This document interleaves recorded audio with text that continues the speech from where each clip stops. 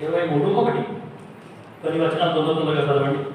పౌలు మహాసభ వారిని చూసి, సహోదరులారా, నేను నేటి వరకు కేవలం మంచి సాక్షి గల వాడనై దేవుని ఎదుట నడుచుకొనుచుంటినని చెప్పాను. నేను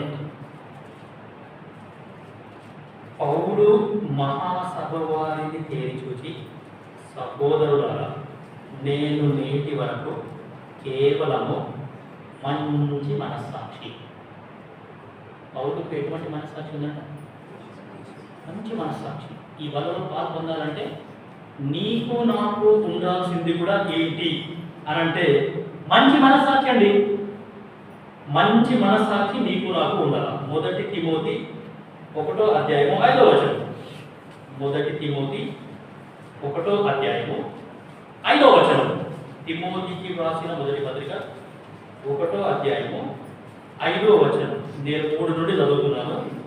1 తిమోతి 1వ అధ్యాయము 5వ వచనం.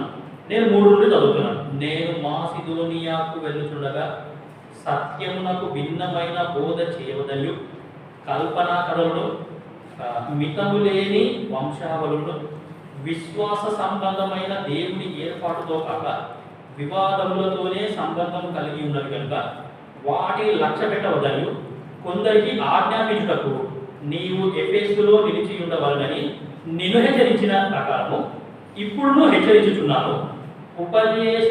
ఉపదేశ సారమేదనగా పవిత్రమైన హృదయం నుండి, మంచి మనస్సాక్షి నుండి, నిష్కపటమైన విశ్వాసము నుండి కలుగు ప్రేమయే.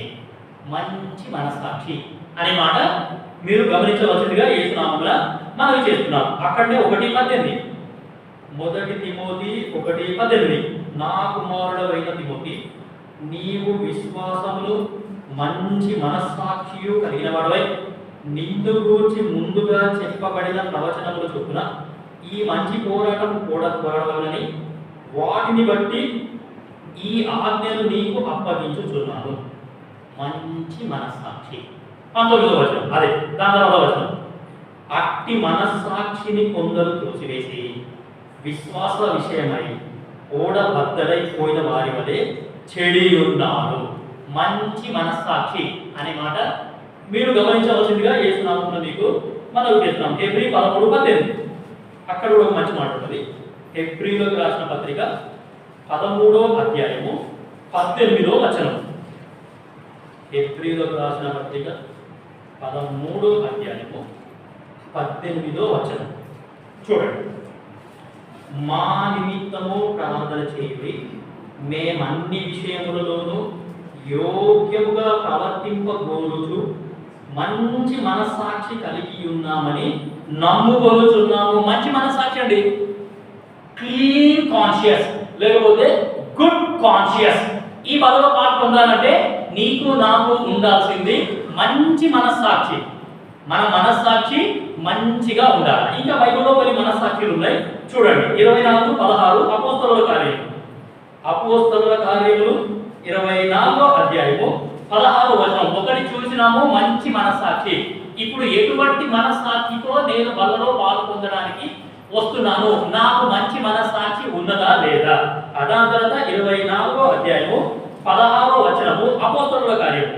ఈ విధమున నేను దేవుని ఎడలను మనుషుల ఎడలను ఎల్లప్పుడూ నా మనస్సాక్షి నిర్దోషమైనదిగా ఉండునట్లు అభ్యాసం చేసుకొనుచున్నాను. నిర్దోషమైన మనస్సాక్షి. దయచేసి గమనించండి. ఒకటి చూసినాము మంచి మనస్సాక్షి. అపోస్తలుడైన పౌలుకి మంచి మనస్సాక్షి ఉందంట.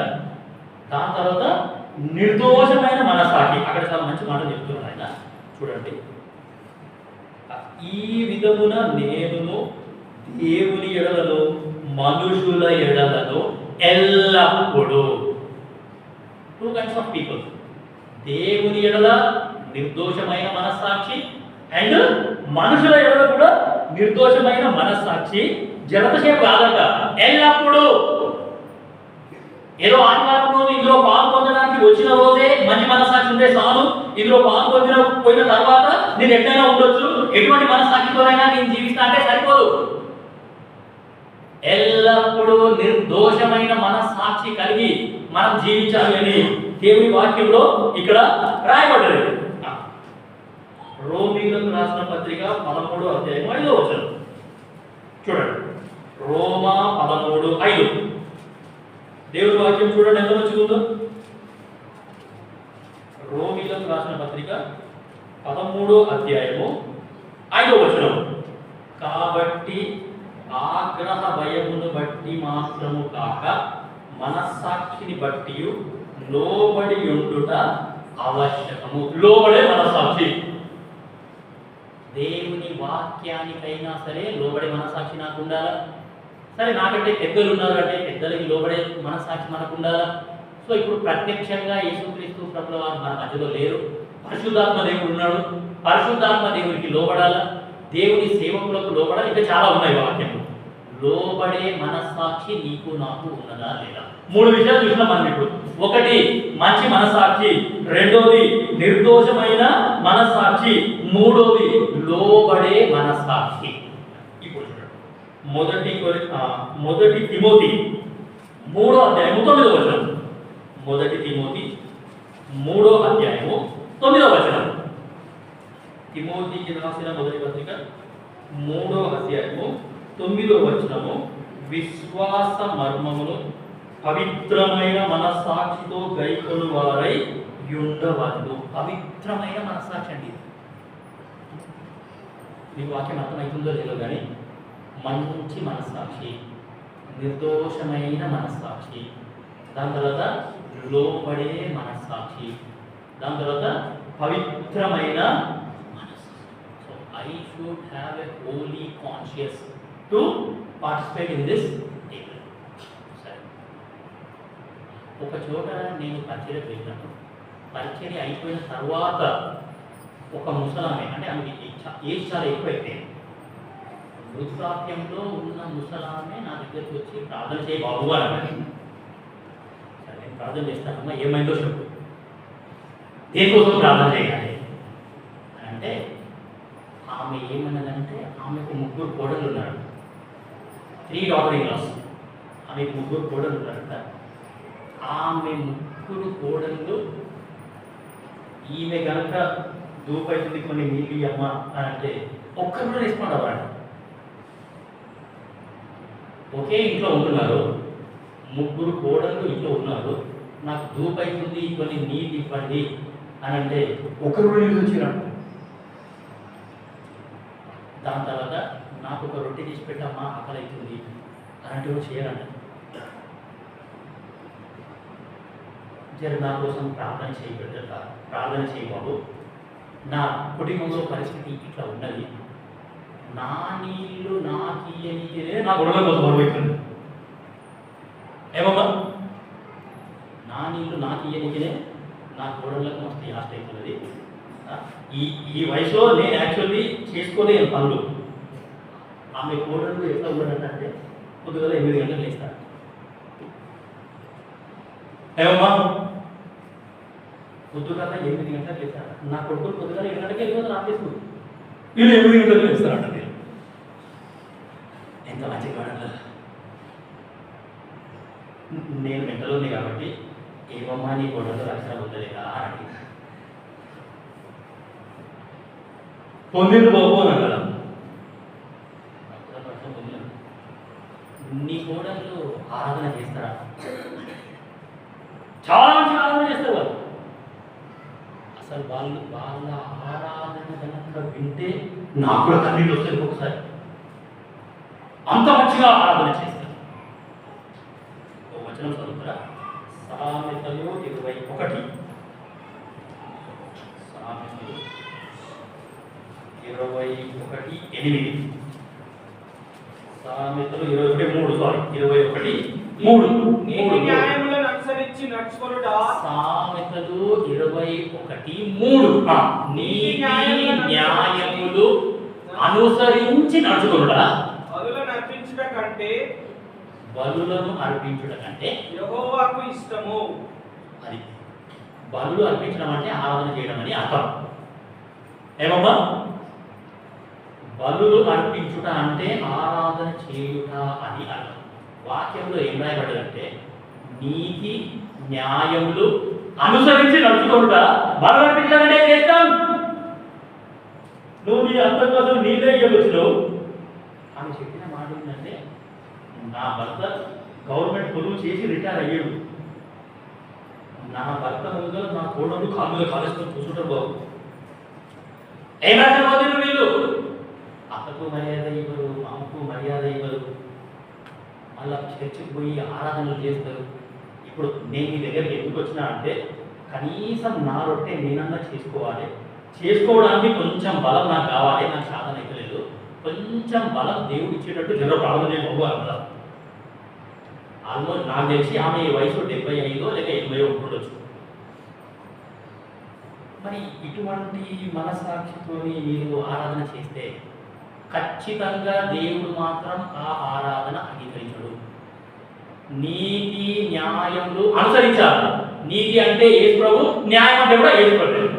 నీతి న్యాయములు నీ ఇంట్లో ఉన్న అత్తమామకే నువ్వు మర్యాద చేయకపోతే, వాళ్ళకే నువ్వు ఏ న్యాయం చేయకపోతే, ఇంక నువ్వు ఎంత మంచిగా ఆరాధన చేసినా ఇప్పుడు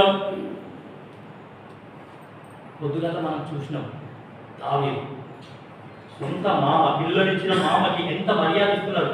నా ఏలినవాడా అన్నాడు, దాని తర్వాత నా రాజా అన్నాడు, నేను నీ దాసుని, నీ బాధ్యని. ఎటువంటి సార్, అందుకే ఆయన దేవుడికి హృదయాంశాలు అయినాడు. ఆరాధికునికి ఉండాల్సిన లక్షణాలు బైబిల్లో ఇంకా చాలా ఉన్నాయి. సో కాబట్టి ఎటువంటి మనస్సాక్షితో నేను ఇప్పుడు బలలో పాల్పొందడానికి వస్తున్నాను? ఆమె నాతో చాలా విషయాలు మాట్లాడింది. సరే, ఇంకా ఆమెనే మనకు అవసరం లేదు. ఓకే, మొదటి తిమోతి లేకపోతే మొదటి కొరింథీ 8:12 చూడండి.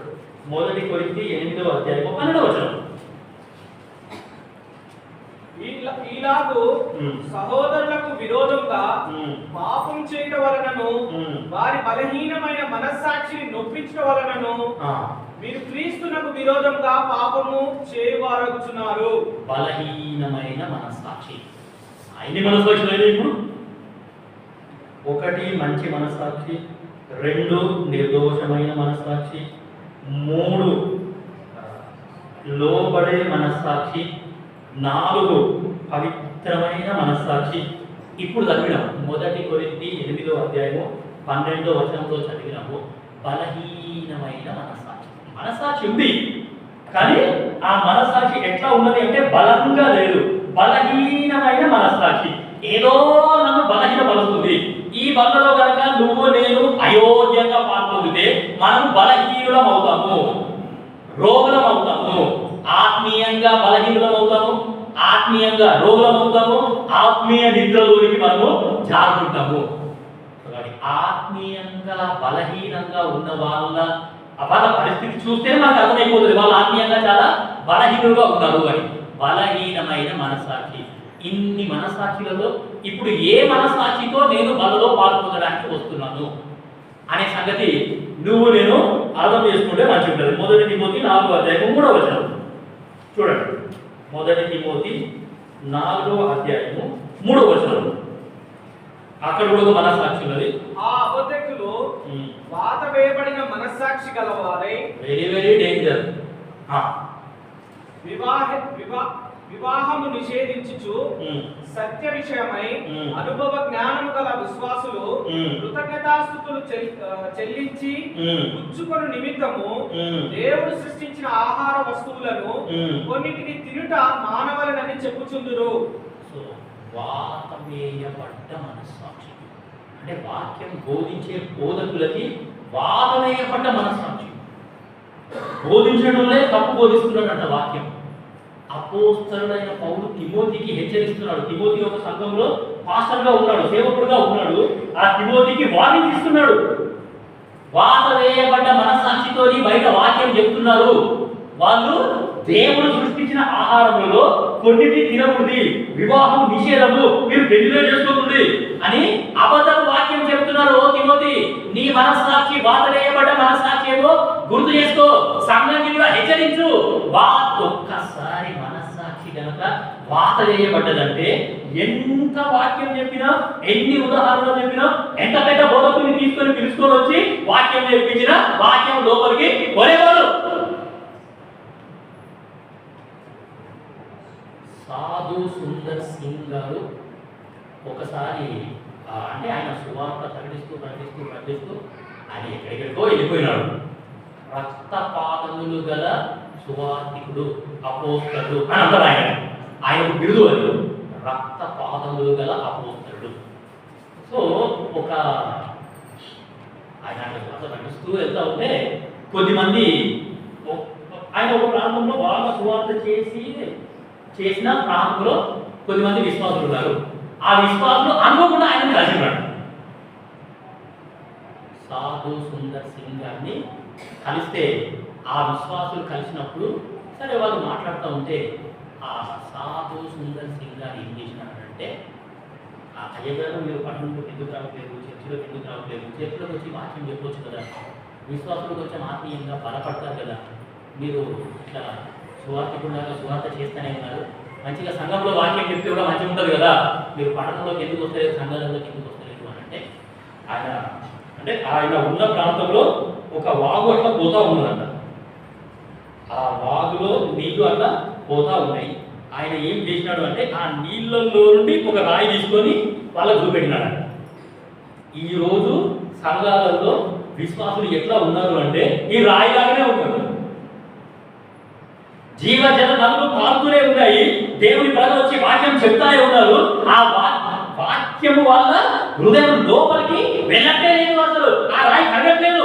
హృదయం అంతా గట్టిగా అయిపోయింది, రాయిలాగా బండలాగా అట్లనే బండ హృదయాలు మీ అందరికీ. అందుకే ఏం రాదు, జీవజల నదులు నీ యుద్ధ నుండి పారుతున్నాయి, మీ యుద్ధకు వస్తున్నాయి. అయినా హృదయంలో ఏమాత్రం మార్పు లేదు. వాత వేయబడ్డ మనసాక్షి అంటే కాదు, ఒక్కసారి నీ మనసాక్షి నా మనసాక్షి కనుక వాత వేయబడ్డదంటే ఇంకా లోపలికి ఏది పోనే పోదు. ఎన్ని మీటింగ్లకు పోయినా సరే, ఎంత పెద్ద బోధకుడు వచ్చి చెప్పినా సరే ఆ యొక్క లోపలికి వాక్యం అనేది అసలు పోనే పోదు. సరే, తీతుకు రాసిన పత్రిక 1వ అధ్యాయం 15వ వచనం.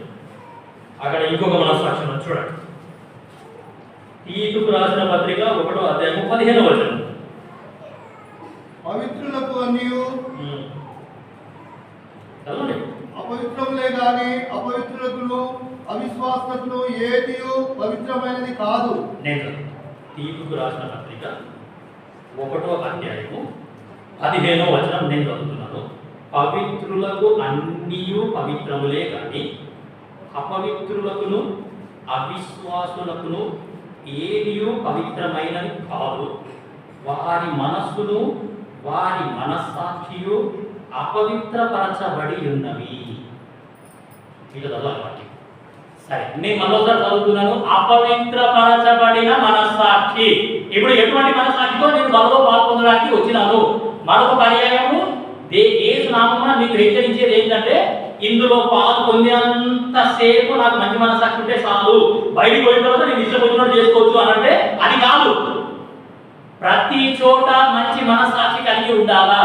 నీ కుటుంబంలో ఉన్నా సరే, నీ యొక్క ఆఫీస్లో ఉన్నా సరే, నీ యొక్క వ్యాపారంలో ఉన్నా సరే, సంఘంలో ఉన్నా సరే, బంధువుల మధ్యలో ఉన్నా సరే, ఎక్కడున్నా సరే, ఎవరి మధ్యలో ఉన్నా సరే, నీకు నాకు మంచి మనస్సాక్షి, పవిత్రమైన మనస్సాక్షి, నిర్మలమైన మనస్సాక్షి, నిర్దోషమైన మనస్సాక్షి ఉండాలి అనేది దేవుని యొక్క కోరిక. ఇంకొక వచనం చదవండి. తీతుకు రాసిన పత్రిక 1:15 చదివినాము. అక్కడ అపవిత్రమైన మనస్సాక్షి అని ఉన్నది. 2 తిమోతి 1వ అధ్యాయము 4వ వచనం. 2 తిమోతి 1వ అధ్యాయము 4వ వచనం. 2 తిమోతి 1వ అధ్యాయము 4వ వచనం. తిమోతికి రాసిన 2వ పత్రిక 1వ అధ్యాయము 4వ వచనం. నా పితరాచారం ప్రకారము నిర్మలమైన మనస్సాక్షితో నేను సేవించుచున్న దేవుని ఎడల కృతజ్ఞుడనై ఉన్నాను. 2 తిమోతి 1వ అధ్యాయము 4వ వచనం చెప్పినాం కదా. నా ప్రార్థనల యందు ఎడతెగక నిన్ను జ్ఞాపకం చేసుకొనుచు నీ కన్నీళ్లు తలుచుకొని నాకు సంపూర్ణానందం కలుగుటకై నిన్ను చూడవలనని రేయింబగలు అపేక్షించుచు నీ అందున్న నిష్కపటమైన విశ్వాసమును జ్ఞాపకం చేసుకొని నా పితరాచారం ప్రకారము నిర్మలమైన మనస్సాక్షితో ఇదమ్మా నిర్మలమైన. ఇప్పుడు ఎటువంటి మనస్సాక్షితో లేదు, ఇంకా చాలా మనస్సాక్షులు ఉన్నాయి బైబిల్లో. సరే ఇప్పటి వరకు కాదు, ఐ థింక్ 8 చూసినాం అనుకుంటాయి. సో ఇన్ని రకాల మనస్సాక్షిలో, so with what kind of conscious I'm taking part in this table. So అది నువ్వు నేను పరీక్షించుకొని ఈ యొక్క పనిలో పాల్గొనితే మనకు చాలా ఆశీర్వాదం.